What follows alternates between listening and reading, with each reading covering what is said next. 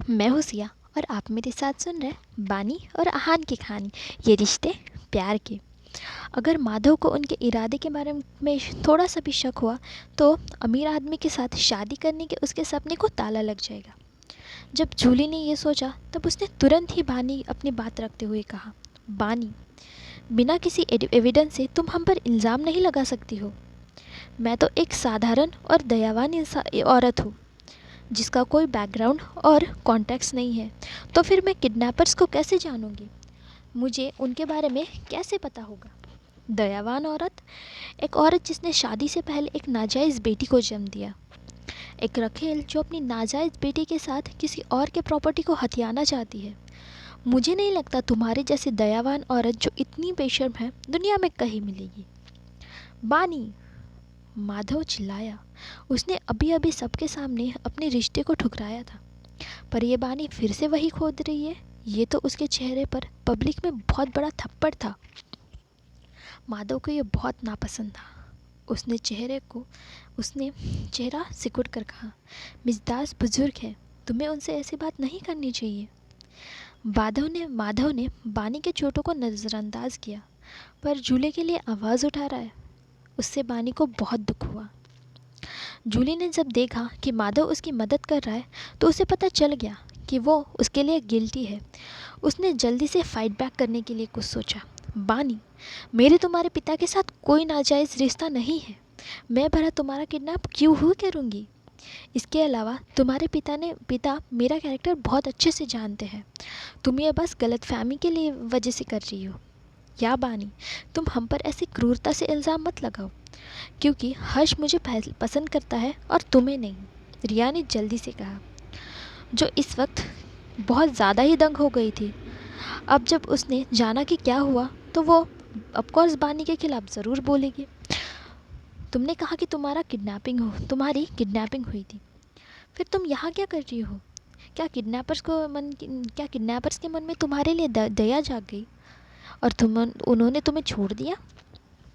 हाँ बानी, अब उन्होंने तुम्हें मारने के लिए किडनैप किया था, तो तुम इतने आसानी से वहाँ से बच क्यों गई वहाँ से? माधव ने भी उसे शक की नज़रों से पूछा। मैं बची क्योंकि मैं स्मार्ट थी और किडनैपर्स की आंखों में पिन घुसाई, फिर पहाड़ से नीचे गिर गई और किसी ने मुझे तभी बचा लिया। किसी ने तुम्हें बचाया? किसने बचाया? नाम बताओ उसका।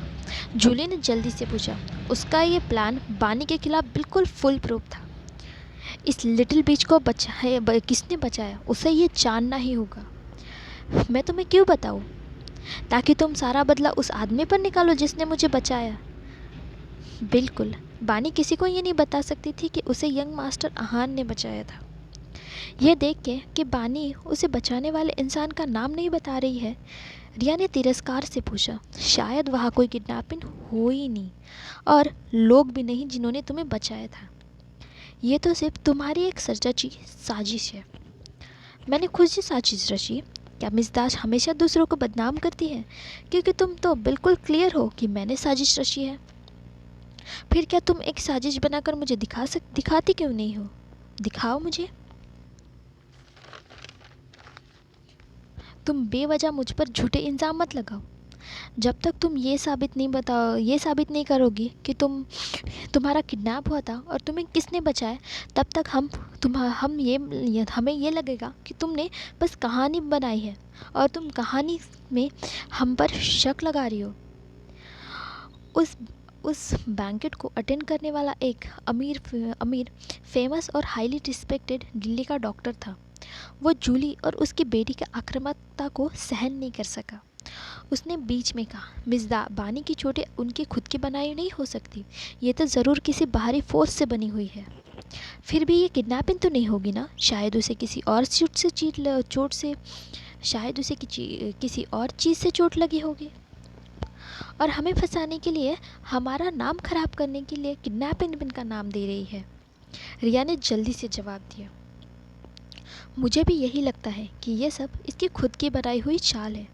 ऐसी नाउम्मीदी के दिनों में उसे कौन ही किडनैप करेगा? हर्ष हॉल के दरवाजे से उदास चेहरे से आया।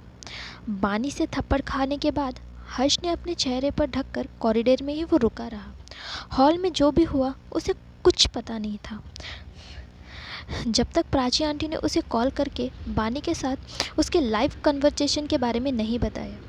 हर्ष दंग रह गया। बानी, डैम इट, ये सब ज़रूर उसकी प्लानिंग होगी। बानी, बेशर्म औरत, अगर तुम इतनी बेरहम हो सकती हो तो मुझे क्रूर होने पर दोष मत देना।